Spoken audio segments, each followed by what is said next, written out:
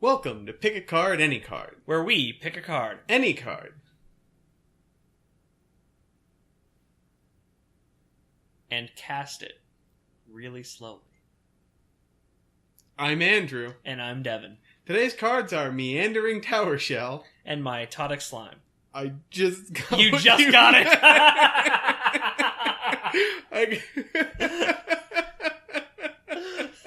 Like, I didn't think you got it. I'm like, yes, he won't get it.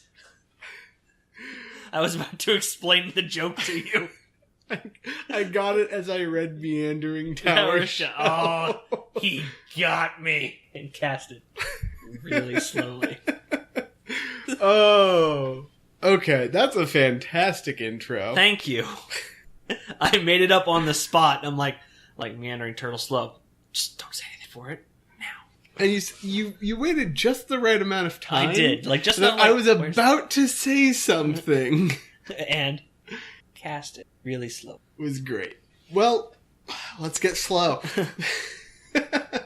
Meandering Towershell is a 5/9 turtle for 3 generic and 2 green, with Island Walk, and whenever Meandering Towershell attacks, exile it. Return it to the battlefield under your control, tapped and attacking at the beginning of the Declare Attacker step on your next turn. He is so slow. Or maybe he's not very slow, but he meanders, so he takes a detour. Yeah, because he exiles, so he leaves. He goes somewhere. We have no idea where. He just goes somewhere. He just sort of goes, I'll get there. And he meanders, like, I'll get there eventually, someday. I'm gonna attack tomorrow. It's like, have you ever heard of, like, correspondence chess? Yes. Imagine correspondence magic. You have to bail. That's what Meandering Towershell does. Meandering Towershell just mails itself in. Hence why he's called the Dirtle Turtle. Mm-hmm. He just sort of dirtles. I love Dirtle Turtle. This card is hilarious. Oh my goodness. It's like a 5/9 for 5. With Island Walk. Island Walk. I'm like, this guy good. And his second ability is a downside, but it's an upside. It's a downside, except it makes your opponent have to play kind of awkwardly. Yeah, 'cause, like, they'll forget. It's like, you played a turtle. He's like, oh, I don't have to worry about turtle. And then, like, next turn, 5/9 swings in. Oh, yeah. I need to leave up a blocker for that, don't I? I forgot about that. Like, the best part about, like, Meandering Towershell, like, if you're playing hardcore Magic and not playing Meandering Towershell because he's hilarious, you're playing him because he's a blocker. Yeah. You're just like, I'm tired. A blocker with Island Walk. I am so mad at my opponent just playing, like 5/5s and, like, 8/8s. I'm just like, 5/9. What are you gonna do about it? Yeah. Nothing. Play a flyer. Crap. I mean, he's got reach. Island Walk, which sort of makes his downside nice, because, well, maybe not nice. It balances out his downside, because if your opponent is playing blue at all, then he can come in completely unblockable. Unblockable, yeah. Yeah. But nobody plays blue. Here's the thing about that. Even if your opponent plays blue, there's a good chance they don't have any islands. Yeah. They just play nothing but dual lands. Well, if your opponent's a dick and plays nothing but dual lands, or playing anything but blue, which, if you don't play blue, you're a dick. Let's be real here. Right. So, if your opponent is just going to be a king douche, slap a Spreading Seas in your deck. Now, we've talked about this once before. When did we talk about this? We talked about Spreading Seas when I was talking about... When I was talking... Yeah. Oh, it was you with Chasm Skulker. It was Chasm Skulker. We talked about Spreading Seas. Because he also has Island Walk, doesn't he? No, but the little squidlings do. Oh, yeah. So, yeah, go ahead and throw one of those in here. Why not? I mean, that'd work, especially if you can, like, you can throw your opponent off by, like, you play Meandering Towershell, swing. Okay. Then on the turn when he's going to swing, you play the Spreading Seas. Yeah. And then, like, oh no, now it's unblockable. I expected to block it. Crap. Right. He left blockers up. Doesn't matter. Here, have this Spreading Seas. Yeah. Plus, I get to draw a card. That's upside. Now I think about it, the first turn Dirtle Turtle actually gets in is turn 7. Yes. Because turn 5 you unless let you Dirtle cheat Turtle. him out. Yeah, unless you either cheat him out or, like, ramp. Somehow, or somehow give him haste, but... You can get him out turn 4 with Quicksilver Amulet. So then he's out turn 6. And then he attacks turn 6. Or what you could do is get him out turn 2 with a series of plays that I won't go into. I mean, I guess you can get him turn 2 if you're playing, like, if you're playing the most ridiculous... It's actually the best, the deck I've seen it with, it was... Are you talking about Oops All Spells? No. Okay. It's this weird combo I recently found out. It's where you play, it's Arbor Elf. And what you do is, like, turn 1, Forest, or ideally a Stomping Grounds, because that's technically also Forest. Stomping Grounds, Forest, I'm going to say Forest because it's easier. Forest, Arbor Elf. Okay? Then, turn 2, tap the Forest, play Utopia Sprawl. Okay. Which is an enchantment that enchants the forest, making it tap for more. Taps for 1 extra, yep. Yeah. Tap Arbor Elf, untap the forest. Tap it for 2. Okay. Play... Oh, maybe I'm thinking... Oh, yeah, you play another land, so now you have another land. So I can't remember what it's called. Potential for 3. Yep. No, I'm doing it wrong. I can't remember. Like, it's just weird combo where, like, it's Utopia Sprawl, Bountiful... Crap, what's it called? The 2-drop that does the same thing as Utopia Sprawl. Okay. Anyway, just ignoring that combo, there is a super cheaty combo involving Arbor Elf and enchantments, enchanting the hell out of 1 land. So it taps for like 5, and then like playing a thing that'll untap the land, like Arbor Elf and other cards similar to Arbor Elf, and you just keep doing that. And then you could get like a crap load of mana, and you can do that to play a Dirtle Turtle on turn 2, maybe 3. That would be nice. That would be. Then, especially if like your opponent's like, oh, you're just gonna win, and then you play Dirtle Turtle, and they're like, oh. And you're like, yes, I am, but really dirtily. Or you could just run Channel. You could turn 4 Channel in a Dirtle Turtle. Channel? 2 green mana. Until end of turn, you can... The wording on it's weird, but essentially you get 1 colorless mana for each life you pay. Okay. Which means you can make a stupidly huge fireball, or you can get a turtle out turn 4. That... makes sense. 3 if you ramp a little bit. Yeah, and get extra, or running like Elf or something like that. That could work. But yeah. if you're playing the turtle, you might want to just play Control and just have it be your win con. Eventually. I guess you would really want just like all those red spells that enter the battlefield do a thing, and you just keep swinging turtle. No, I want to play blue-green Control and just turtle it up. Turtle it up. You do that. The unfortunate bit about Dirtle Turtle is that he doesn't have hexproof. No. Though he is immune to wrath, so you would want to go at least the time. You'd want to go. Yeah, he's partially immune to wrath. You'd swing Turtle, he goes away, then you'd wrath, and then he'd show up and be like, "I guess I was late to the end of the world." But yeah, you could play Bant Control with the Turtle and Wrath of God. You could play Sultai Control with Turtle and Damnation. I'm a fan of Damnation. You know what would be even better? Somehow just give him hexproof. Yeah. Boots. Except it wouldn't stick. Then give him boots. But as soon as he attacks, he drops the boots. Yeah, and then you'll just put them back on next turn. It'd give him haste, and he'd swing, and he'd come back, and the next turn he'd put the boots back on. But and then you could, what point would that serve? Then he'd have hexproof and or shroud, depending on which boots you give him. Okay. And haste. But so the haste is unnecessary. It'll make Dirtle Turtle slightly less dirtly. But he'll still be tapped. Okay, better yet, you can give him a Whisper Silk Cloak. Give him Shroud and Unblockable. That's a big-ass cloak. Oh, man. Now I just see, like, giant turtle, but, like a tiny-ass cloth, like, on one of his eyes. Whisper Silk Tarp. It's like, must be the wind. Crunch. Oh, man. Anyway. So... We forgot to consider equipments when I was thinking of cards that would go with Total. Problem is they all fall off. Yeah, so they like, all really... fall off. He just wanders away from them. So yeah, Whisper Silk Cloak actually wouldn't work, because even though he's unblockable, he won't get it when he comes back. Right, and you could have something like when it enters the when a creature enters the battlefield, you can equip the thing to it, like Cranial Plating has something like that. Yeah. And there are cards that do similar things to that. Right, but in this particular instance, equipments aren't gonna be super helpful. Nah, you know what is gonna be super helpful? What? When they do Doomblade your Dirtle Turtle, Whip of Erebos. Yep. Back by popular demand. By popular demand, I mean us yours. Just wanting to talk about it all the time forever. It sucks too, because like last time I talked about Whip of Erebos, so it was my fault last week.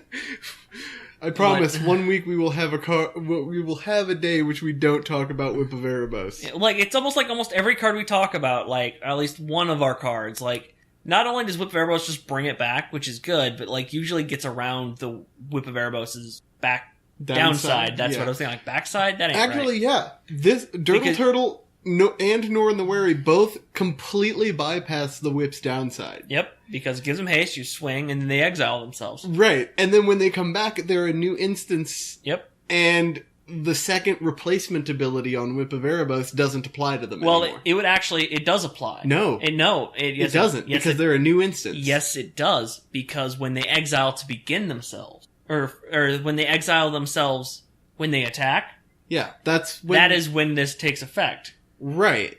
And then, but since it's going to the same place, it doesn't actually replace it, and they still bring themselves back. Right. But then you don't need to worry about it ever again. Yeah, like, it's... So you can just keep whipping them back. And they just... It makes it... They just keep coming back, and they just don't go away. Have faith, listener. We will never do an episode on Whip of Erebos. Yeah, like... Because, like, well, just like all the cards that work well with Whip of Erebos just... is limited to literally any word that has enters the battlefield written on it. Or creature. Yeah. But I mean... It's really good. Well, there you go. Turn 4, you can dump the turtle from your hand to the graveyard. Turn 4, whip it back. No, you have turn 5, whip it back. Turn 5, whip it back. You'll have an additional mana. Whip it back, swing it. And then it swings immediately. And so then it gets in turn 6. And you'll have 1 mana to do something with. God only knows what that's going to be. Yeah, I don't know. That 1 black spell for 1 black that discard your hand. Because that's a good card. That's what you could do to get rid of the Turtle. Yes. Discard your entire hand. Have Turtle in your graveyard, and then you bring back him with Erebos. Turn 1 swamp. This is clearly the best play. Discard your hand. Get Turtle. It's brilliant. We finally figured it out. The best strategy. We've cracked the Turtle. It's perfect. So I love we keep doing our best to find the worst possible plays. I mean, you could technically use it with the Abzan Beastmaster. Kind of. I mean... Only every other turn. Yes. Well, even then, it's at the beginning of your upkeep, so yeah, it'd be every other turn. Yeah. Which is unfortunate. I mean, that's assuming you're not also running more things with big toughness. Abzan Beastmaster. You can make a turtle deck. Oh my goodness. Do they have enough turtles? I think they have a couple turtles. When I remember looking up a while back, because when I actually saw Meandering Towershell, I thought, I'm like, ooh, turtle deck, and I went and looked up, and there's like 5 turtles. Not enough. Most of them suck. Abzan Beastmaster is a 2/1 for 3, 2 generic and a green. At the beginning of your upkeep, draw a card if you control the creature with the greatest toughness or tied for the greatest toughness. Towershell is a 5/9. It's up there. Yeah, he's... Admittedly, if that's the biggest toughness you've got, you're only going to be drawing a card every other turn after he comes back. Still, card advantage. Yeah. Not the best. But let's... get you there. I mean, we're talking about making a deck around Meandering Towershell. We're not... Right. Yeah, it's not going to be a fantastic... It's supposed to be fun. It's not going to be a deck that wins all the time. Yeah, but he does Unless, of course, you want to... huge toughness. Unless you want to build a toughness deck. Which you could do. Fortunately, he's not a defender. Doesn't matter. That it's is true. It's a 5/9. That is Why true. would you want to... Well, because there's a lot of things that, like, tap, add mana to your mana pool equal to the number of defenders you control, or walls, or stuff like that. Yeah, but you could run either Assault Formation or Duran the Siege Tower. Yeah. And then he's effectively a 9/9. Yep. For 5. With Island Walk. That leaves and comes back. And Duran is only 3 mana, so by the time you could cast the Towershell, you've probably got out your Duran. Yeah. That's kind of great. Yeah, but he doesn't have haste. Which, turn 3, you play Duran. Turn 4, you discard your hand and whip out. No, because you need to... No. Turn 4, you whip. Yeah, you play the whip. Then turn 5, you discard your hand. And then use the whip. And then attack. And then exile. And then turn 6, you swing in with a 5/9 that's dealing 9 damage with Island Walk. And a 0/5, because your Doran is also a creature. Yes. So there's 10 damage, turn 7. Yep. Huzzah. No. 9. It's 10 damage. 9 and 5. So it's 14 damage. It's 14 damage turn 6. And if you're playing Commander, it's 5 Commander damage. That's important. Yeah, that is true. But what else is Assault Formation? If you run Assault Formation, you can give your turtle +0/+1. For 3 mana, that's... Oh, you give all your creatures. Yeah. So if you have more than one turtle... Yeah. That'd be fun as hell. hell. If you have more than one turtle, you should just stagger swing one. Next turn, another turtle, swing it, just bouncing turtles. So it's like you're attacking with a turtle every turn. Yep. It's like having one turtle that attacks with normal speed. Turtle with a jetpack. That's what that is. Have you seen, I think it's from Unglued, but it's a rocket-powered turbo slug. Yes. With super haste. It attacks the turn before you summon it. Yeah, before you cast it. And if you don't, then you lose the game. Yeah. And I think it calls you a cheater. Yeah, it does. So if you're gonna run Duran or Assault Formation or both, Indomitable Ancients have 4 mana for a 2/10. Can I make this deck and call it I Like Big Butts? Yes. And spend the entire game not lying to people? In fact, I insist you do. You can always trust a man who likes big butts because he cannot lie. He cannot lie. It is impossible for him to do so. Just a 2/10 for 4. So if you a 2/10 for 4. Why? That's all it is. And they're trees. Sometimes you just have to have. Why don't they have reach? That's one thing. Like one thing I want Meandering Towershell to have is reach. Why would it have reach? Because he's a turtle. Huge. It's a turtle. It is a huge turtle. It is big. It can reach up. Like a dragon would fly by and like poke him in the eye, and then the turtle would get mad and just eat him. It's a turtle. A big ass turtle. In fact, really, it's a tortoise. And tortoises, Tortuga? Whatever. They don't attack. Tortuga is a place, my friend. Is it? Yes, and it's also the Spanish word. So I was not wrong. Yes. I mean, you were very wrong guessing that it was the plural form of tortoise. I think it is tortoises. Yeah, okay. Tortai, maybe. I like tortai. So anyway. Oh, man. So, if you and just no, he's totally a turtle, because the subtype is creature, turtle. Well, it's because there are no tortoises in Magic. So? It's just like everything is a human wizard. Not everything. Just a lot of things. Sorry, the things that aren't human wizards are merfolk wizards. Not Stamping Elk Herd. Stamping Elk Herd is an elk. Just Call of the Wild. That's what this deck is going to be. Stamping Elk Herd is a 5 mana, 3 generic, and 2 green for a 5/5 with Formidable. Whenever Stamping Elk Herd attacks, if creatures you control have total power 8 or greater, creatures you control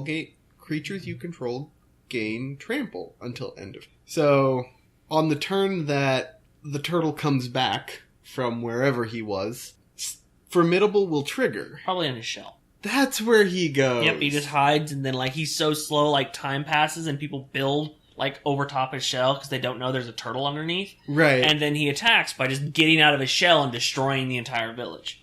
Okay. And then he just walks off and just like I'm gonna admit there's not a lot of interactions that this card has with other cards, but it's hilarious and I want it to it's hilarious anyway. To try. Like I'm gonna get there. I'm gonna try. Like you could run it with Stamping Elk Herd, and every other turn Stamping Elk Herd would trigger, barring all other things. Yep. Because Stamping Elk Herd's ability triggers technically at the same time that they trigger and would be put on the stack at the same time, and it's your turn, obviously. So you would be able to stack them in any order you want. So you can have Turtle enter and then the Formidable checks. Right. And that's useful. Oh, wait. Crap, does Formidable check before it triggers? Yes, because what they have there is an intervening if clause. Yeah, it's when he attacks, if creatures you control have power total 8 or greater. So if you swing, if it were to trigger and has an intervening if clause, if that if clause is not valid or true, I guess, it doesn't trigger it wouldn't trigger at all. So no, it wouldn't happen at all. Dang. Alright, well, we've steered you wrong. Let's move on to Devin's card. Yep. Oh, is that all you got? But turtle. This is me hanging. I'm going to hang my head in shame. Moving on. I may be wrong with that due to the fact that, no, because you declare it as an attacker, and when you declare it is when it triggers. So yeah. So yeah, Meandering Towershell is a card that it's really hard to get it to work with anything. You can't abuse it, but it's hard to abuse. It's so fun to try. Oh no, but it's honestly, I think it does work best as a win condition in a control deck where you just keep hammering away at them and keeping them from doing stuff. I guess like that is kind of the best way to use it in an actual like competitive Admittedly, way. there are better win conditions if you want to be, But that thought is, well, if I'm wanting a win condition in a control deck, I'm not running Meandering Towershell to fill that. That is the best spot. That's what it would excel at the most, but it's still not any good at that. But we like to try. We just want. It's not about having the best cards. It's about making the best of the cards. It's having the most fun. Unlike your card, though, my card is very abusable. Oh, for sure. It's actually really boring compared to your card, but really good. Same converted mana cost. And same color. Well, obviously. That is true. My card is Mitotic Slime. I'm probably going to refer to him as Meiotic Slime, due to the fact that that's just a much easier way to say it, and it sounds like what it should be. I think I've decided to call him Slimer. Like the ghost? Yeah. That'd be good. I mean, I know he's not a ghost. He's an ooze, but yeah, but the tokens he makes are ghosts, I guess. No. They could be. Anyway, my Mitotic Slime is a 4/4 creature ooze for 5 mana. 4 generic, 1 green. And he has, when Mitotic Slime dies, put 2 2/2 green ooze creature tokens onto the battlefield with the ability, when this creature dies, put 2 1/1 green ooze tokens onto the battlefield. So you are never at a loss for power and toughness. Yeah, so when you kill him, total power and toughness. When you kill him, he splits into 2 oozes that are 2/2s. And when you kill those, they split into 4 1/1s. Much like matter and energy cannot be created or destroyed, neither can power and toughness, apparently. On this Mitotic Slime. Well, you can still abuse the hell out of it with... You don't want to use Whip of Erebos now. But you'd get him back, and you'd still have, like, his little slime buddies. Yeah. Like, they need to make, like, another version of Mitotic Slime, where the whole thing is, like, you can, like, pay mana to put them back together. Oh, that'd be interesting. You could use Meld. This card is kind of like reverse Meld, where, like, you take one creature and, like, cut it, you take... Like Meld, you take 2 creatures and you put them in together to make one, because they're 2 halves of one card. As opposed to this card, is you have one creature that you cut in half to make 2. Can we just snip? No, that's a bad idea. Yeah, it's called Pocket Draft. You take all the Fuse and Duel cards from Ravnica, and you cut them down the middle, and you make a little tiny draft that you can fit in your pocket. That's hilarious. So, I see this card, and I immediately think, let's play green-white, and let's put in Sigil Captain. I want to point out the artists for this card. There are actually 2 arts for it. This art, which I'm not particularly fond of, because he doesn't really look like an ooze. He looks kind of like just like a pile of yellow stuff. Yeah. And so I'm not particularly fond of it, but there's a full art version, which I think looks really cool, and I like it much better. And so props to Ron Spencer, who did the full art version, who had made like a really cartoony one. It's like eating bugs stuff. It's really cool. So Sigil Captain is a 4-mana 3/3 Rhino Soldier. When a creature enters the battlefield under your control, if that creature is a 1/1, put 2 +1/+1 counters on it. Oh, okay. So your Mitotic Slime will come in. Nobody cares. It's a 3/3. It's a 4/4. Yeah. It divides. Nobody cares. It's a 2/2. But when those divide, you have 4 3/3s. Yep, that'd work. You know what's even better? What's that? Cathar's Crusade. Cathar's Crusade is a 5-drop enchantment. It costs 3 and 2 white. And when a creature enters the battlefield under your control, put a +1/+1 counter on each other creature you control. Okay. I wouldn't necessarily say better, but it does... It is more expensive, but almost strictly better. Due to the fact that, like, I bring in the 4/4. All my other creatures get +1/+1. All of them, including himself, so he's not 5. He dies, and I put the 2/2s.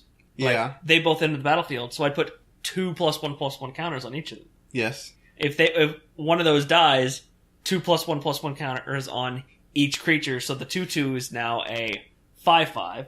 Yes. And each of the 1/1s are now 3/3s. Or, because let's get crazy Or you here. can run both. Yeah! Yeah! Because Sigil Captain comes out way before any of the other ones do. And they would all be 5/5s. Yeah. That would work. Have some kind of sack outlet, like Astronaut's Ultra. Yay!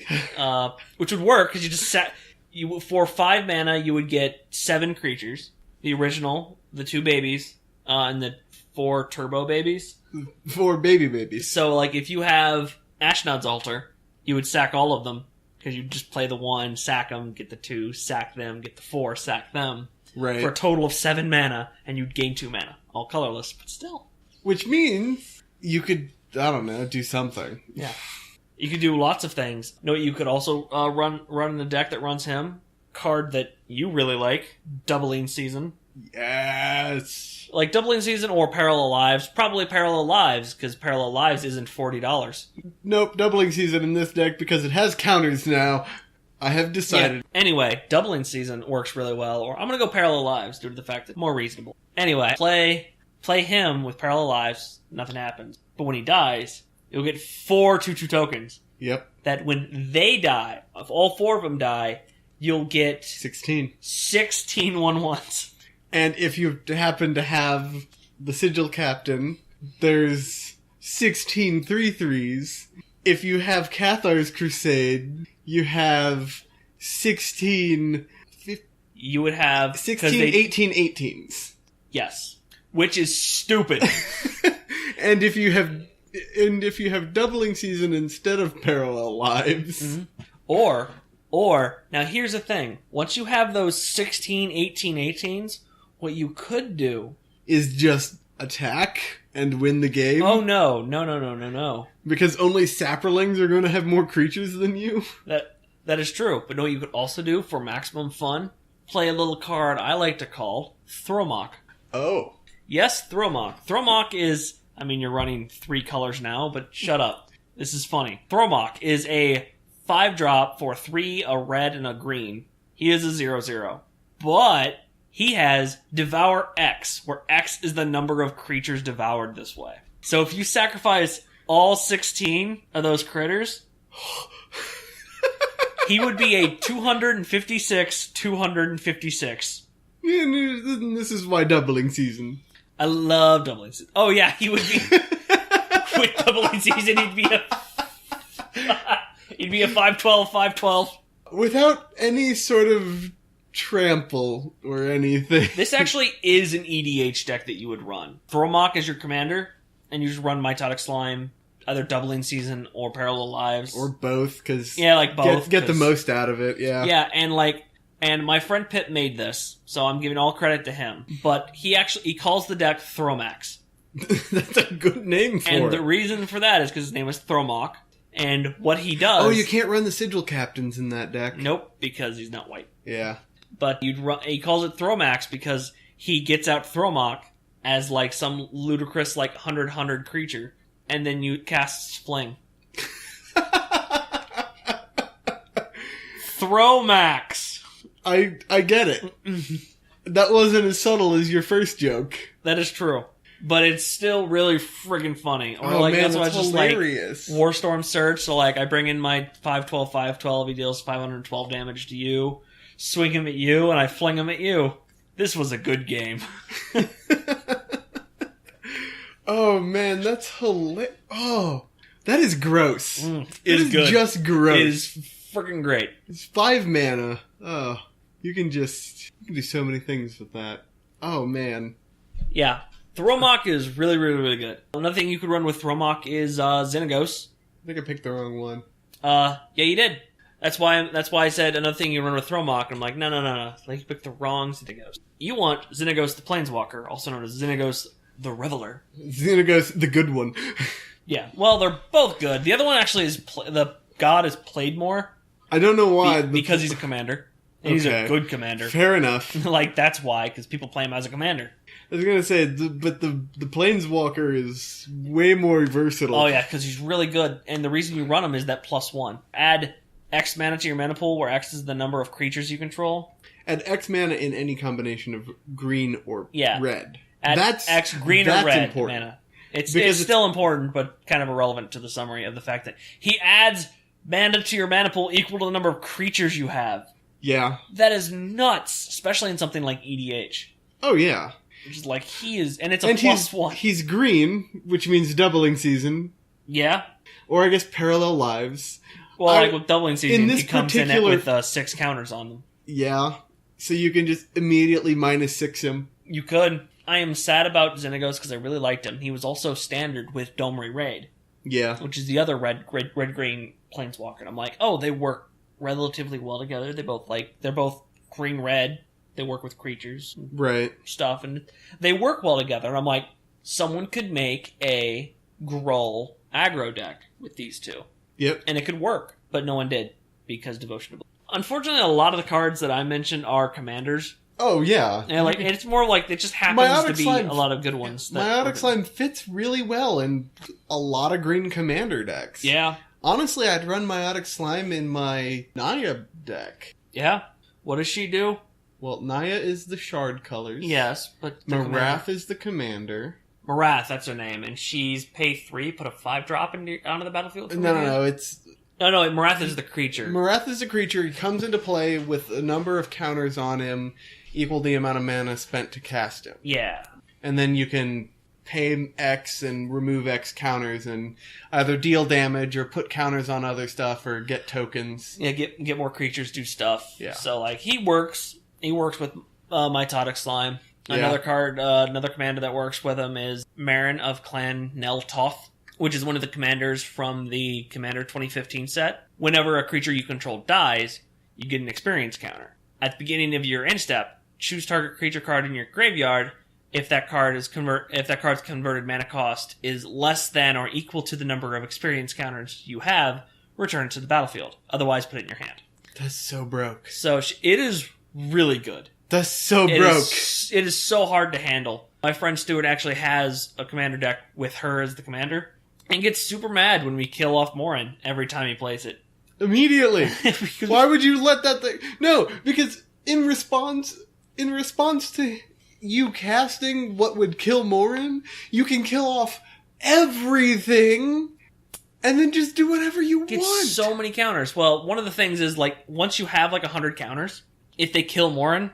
Once you have 4 counters, if they Yeah. kill Morin, it well, doesn't matter. Yeah, like even if they have, like, any number of counters, they need to have Morin on the battlefield. And it's more like the counters are put on the commanders themselves, but if you get rid of the commander, they can come back. So it's kind of like it makes them good commanders without having them without forcing them to have, like, hexproof. Like, Well, well, that's because Thromok is like, I play Thromok, Doomblade him. All that effort that I spent into making Thromok good is now wasted. As opposed to Morin is like, I got experience counters, like, I'll just have to spend 6 mana next turn to bring him back, and then I can do the things. It's still broke. It's still really, really good. Like, I really like this set. I think the most busted one, because they're all really good. Like, there's a blue-red one that reduces spells by X for X the number of experience counters you have. What? Yeah, he's like 5. He's like blue-red. He's a Oh goblin. my God, He's like Goblin Electromancer. I think that's what he is. He's from Ravnica. He's essentially a Goblin Electromancer who, like, graduated to the top-tier Electromancer. Oh my god, that's so gross. Anyway, Marin. Marin. So how she works with Mitotic Slime, the card we're supposed to be talking about. Oh yeah, that thing. Each one of those, even though they're tokens, they still die. Yes. So she'll get an experience counter for each one. So if you do the Ashnod's Altar thing I mentioned earlier, because it's easy to keep track of, play Mitotic Slime, sacrifice them all, you now have 7 experience counters. Yep. In turn, you can go get a Primeval Titan and just put it on the battlefield. Yeah. And you have an additional colorless mana. Oh no, you have an additional 7 mana because I didn't spend it on anything. You can play an 8-drop Eldrazi. Oblivion Sower is a good one. I think he's like 8. Void Winnower! Void Winnower is good. Void Winnower is 9, I think. I think Void Winnower is 9. Doesn't matter, you've probably got mana. What's that one that costs X? Oh yeah. And he's just an XX for X. I really like him. You could get a 3/3 Hangerback Walker. You could, or... Yeah. Actually, you could make it... Do you have to tap Hangerback Walker to add the counter on it? Yes. Darn. So unless you gave it haste, you couldn't have a 4/4. Yeah. But then you could also sacrifice the Hangerback Walker and then get more Duders. Oh my goodness. And then sacrifice the Duders to get more mana to make more Hangerback Walkers. So, okay. So you've got 7 from the Mitotic Slime. You leave 1 floating and you put out a 3/3 Hangerback Walker. You sacrifice it, so there you've got 2. You get 3 doo-doos, so you're back up to 5. Oh no, you've just lost mana. It doesn't. That's true. You don't. Bonus. You just get a bunch of experience counters. Is essentially what you're right. getting. You're getting experience counters at like the cost of mana. Hangerback Walker, sack Hangerback Walker, get 2 more guys or 3 more guys. 3. Get 3 more guys, sacrifice them. You're at 5 mana and no creatures and a lot of experience counters. Whole bunch. So you can get like, think how many you would kill Hangerback and 3 dudes. So 11 plus the 7. So you had 11. So you could play Ulamog. He's 10, right? I think so. Yeah, you can play the Ulamogs, either of them. Put them on the battlefield. You don't cast them, so you don't get their cast abilities, but still. No, well, then run the old ones that Have Annihilator. Yeah. Well, one has a cast ability. I think Kozilek. I think he's 11. But you put him in your hand. Right. If they're somehow in Although your graveyard. Annihilator doesn't help you at all. Yeah, well, it helps you win by your opponent having to sacrifice all their stuff. Yeah, That's true. kind of a big deal. It doesn't help you have creatures die on your side, though. Yeah. So anyway, Marin is really, really good, and we should talk about a different card because, one of my favorite new keywords introduced in the new Ravnica block.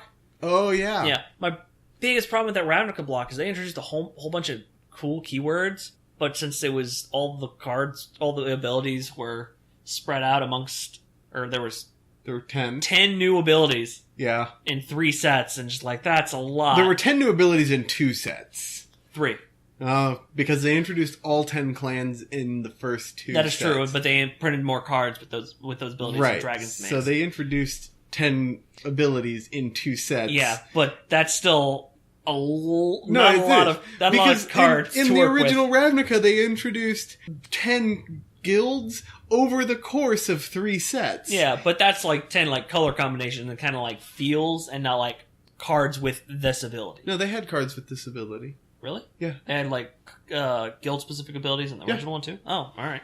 But I really, really, really like Populate just as a mechanic. There's not that many cards that do it. Trostani, I think is the way she's pronounced. I think so. Selesnia's voice is actually the leader of Selesnya. And what she does is you pay 1, a green and a white, tap, Populate. Yep. And Populate, you just pick a token that you have and put another one on the battlefield. Ta-da! It's got another ability, but I really, really like Populate. They also didn't have enough cards that were good enough. Like they introduced that one 4-drop flash or a 4-drop instant that put a 5/5 worm token. Advent of the Worm. Yeah, and then you'd and then Druid's Deliverance, which was a 2-drop fog Populate. Yeah. It was now I have 2 of them. Oh and my goodness, Advent of the Worm was that's fun. Trostani populates. She's probably one of the better ones because she can just repeatedly do it. 3 mana every turn. Right. It does require her to tap, so she's not as good as she could be. It'd be better if she would just pay 3 and populate. Yeah. I think that would make her a more worthwhile card. Yeah, I can see that. Cryptolith Rite would work with Mitotic Slime. Yes, Cryptolith Rite is really good, but you need to somehow give them haste. That's the problem. That's true. Yeah. That's what you need to do. But if you could, Ashnod's Altar. I was going to say that too. Cryptolith Rite. Ashnod's Altar, Cryptolith Rite. Tap them for a mana, sack them, get more mana, bring them in, tap them. You just need to figure out a way to give all your creatures haste all the time. Not hard. I mean, just run a red card. I think there's a red card for 1 and a red. All creatures have haste. Yeah. They have them that are enchantments. I do know there's just so many mana. Yeah, there's a bunch of things. But just one card just makes 7, a total of 7 bodies that you can just abuse the hell out of. Use them as objects. So that'd be 7 and another 7, 14. We've been doing this calculation wrong. You know that Ashnod's Altar gives you 2 colorless. Oh yeah, right? it does. I was thinking Phyrexian Altar that gives you 1. Yeah. Oh, and I don't know why I didn't correct you. Yeah, you should have been on that. I should have been on that. This is your fault. So yeah, 14 mana. So hold on, back to that Hangerback Walker thing. You'd sacrifice them all, get 14 mana, 7 experience counters. You'd get a 7/7 Hangerback Walker, sack him, get 7 Duders, sacrifice all 7 of them, get 14 more mana, and you'd have 14 mana. Yeah. But you'd have 15 experience counters. Something like that, and 14 mana to spend, so you'd play Emrakul, take over the next turn, sack Emrakul, next turn, bring back Emrakul. I think we've just figured out an infinite Emrakul loop. Yeah. Not infinite, because they get another turn. That's close enough. Yeah, it's close enough. And They try to fix the damage that you caused with Emrakul, and then you just say, nah, I'm going to do it again. And again. Yeah. And again. I love Emrakul. I love this new Emrakul, because it's so weird and different. It's a lot better than I was expecting it to be. Yeah. I was very underwhelmed during, as you remember, I was very underwhelmed during our during our conversation. For... And, like, that's one of the things, like, it's hard to explain why taking over someone's turn is really, really good. Because sometimes it's just not. Yeah. But if it's not good, that's good.